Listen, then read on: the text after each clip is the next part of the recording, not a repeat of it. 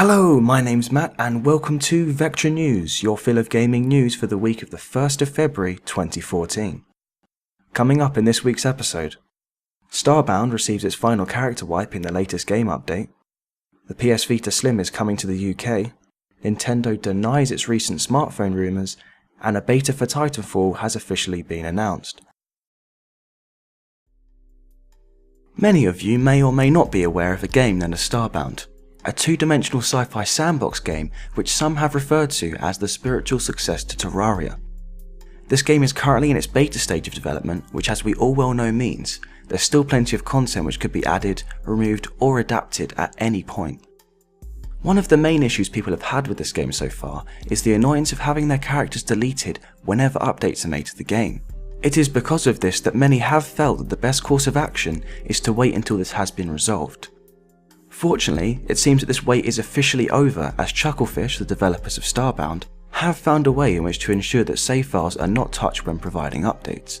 Due to the most recent update, which was released on the 26th of January, a fix has been made to the save files, allowing an uninterrupted experience with your character's progression whenever future changes and tweaks are made. Although it is worth knowing that even though your characters and ships are safe, there is still the possibility of worlds being reset.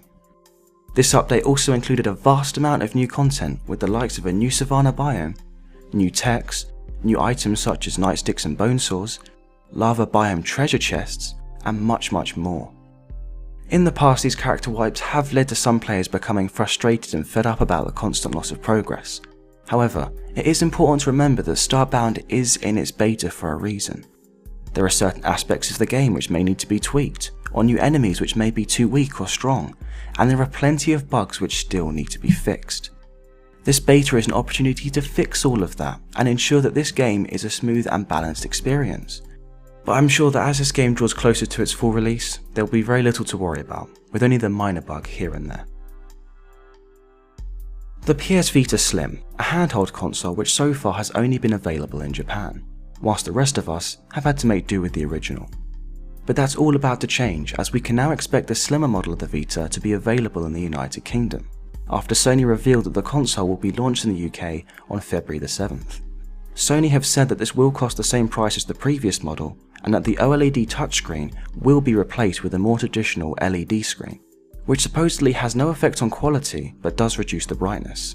What is fairly peculiar is that the UK version of the Vita Slim will only be available in black, whereas in Japan there are a variety of colours to choose from. The PS Vita Slim is also said to be 15% lighter, 20% slimmer, and a cost of around £180 for the Wi-Fi only version. In regards to storage and battery life, we can expect 1GB of internal storage and a total of 6 hours battery for gaming and 9 hours for video playback. A release date for the US is still unknown at the moment, with the only confirmed locations being Japan and the UK. As for the lack of a price cut for this system, we'd like to know what you guys have to say. Do you think that Sony should reduce the price? And what are your opinions of the PS Vita in general? We'd love to know your thoughts about this, so be sure to let us know in the comment section below. As for Nintendo, their struggle to make the Wii U a success has led to many speculations and rumours which have been circulating around the internet, most of which are about the company turning more towards the smartphone market. Some believe that Nintendo will release titles as mobile games, based on the popularity and profits that some developers have made by creating games for the platform. However, these rumours have now been denied, as Nintendo have stated they have no plans to release major titles such as Mario and The Legend of Zelda for mobile devices. Nintendo President Satoru Iwata has stated in press conferences in the past that they have no intention to develop software that is playable on mobile devices. Although, Nintendo sites do seem to be set on using smartphones as a way in which to promote their products.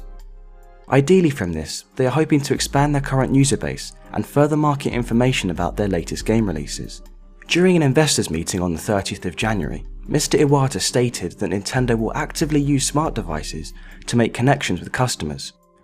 The most logical way in which we can expect this would probably be through the introduction and development of an official Nintendo app, which allows people to find exclusive content about their new titles, either through the format of text or video. But that's only an educated prediction. As for how exactly Nintendo plan to do this is anyone's guess. If there's one game that gamers would pray to have an open beta, it would most likely be Titanfall, a game which many have labelled as the COD killer. Regardless of whether or not this game will be the game to blow Call of Duty out of the water, one thing's for certain, there is a massive following behind Titanfall. On the 27th of January, Vince Zampella took to Twitter to officially announce that there will be a beta for Titanfall on both the Xbox One and PC.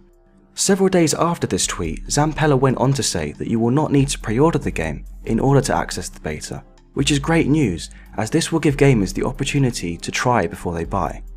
For those of you who either can't afford or are not currently interested in the Xbox One or a high-end PC gaming rig, you won't have to worry about missing out on this game. The reason being that an Xbox 360 port of the game is being developed by a company known as Bluepoint Games. This version of the game won't be receiving a beta, but the very fact that the Xbox 360 users will be able to enjoy this game is what's important.